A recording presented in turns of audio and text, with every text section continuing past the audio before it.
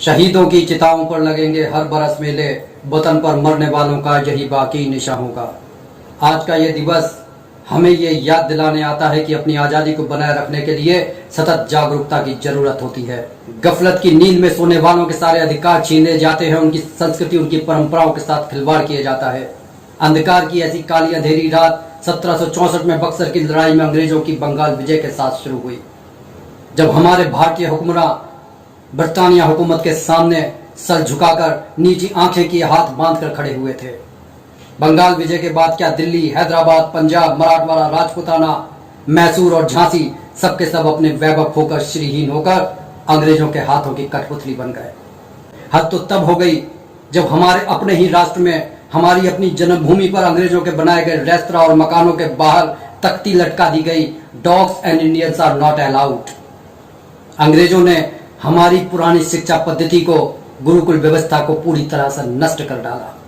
जमीन को हस्तांतरण की वस्तु बनाकर किसानों को नवीन पैदा हुए जमींदारों का बंधुआ बना दिया। अपने कुल गौरव और सम्मान के लिए 1857 की पहली आजादी की लड़ाई लड़ी गई, जिसे हारने के बाद भी इसकी ऊर्जा ने आने वाले दिनों में क्रांतिकारी शूरवीरों को संघर्ष के लिए तैयार किया। ये लड़ाई जाति और धर्म से ऊपर उठकर प्रत्येक भारतीय की लड़ाई थी। खुदीराम बोस, भगत सिंह, अशफाकुल्लाह खानी बेसेंट, ये वो चंद नाम हैं जो किसी पंथ या जाति के नहीं बल्कि संपूर्ण भारत का प्रतिनिधित्व कर रहे थे। कितने ही क्रांतिकारियों की शहादत ने बरतानिया हुकूमत को मजबूर किया कि वो भारत को आजाद कर दे, लेकिन इतनी आसानी से हिंदुस्तान जैसे सशक्त राष्ट्र की कमर को तोड़े बिना आजाद कर देने का मतलब था कि बरतानिया हुकूमत की आजादी को खतरे में डाल देना।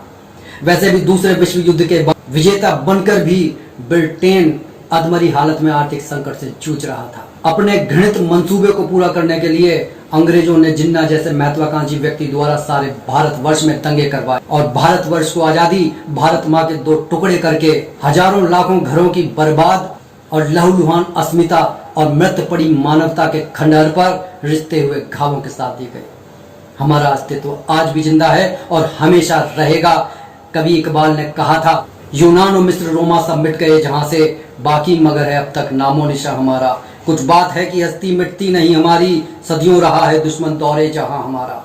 आज का ये दिन ना सिर्फ राष्ट्र बल्कि अपने जीवन में गफलत की नींद से उठकर जागने की शिक्षा देता है, क्योंकि हमेशा आजादी की भारी कीमत खून देकर चुकानी पड़ती है।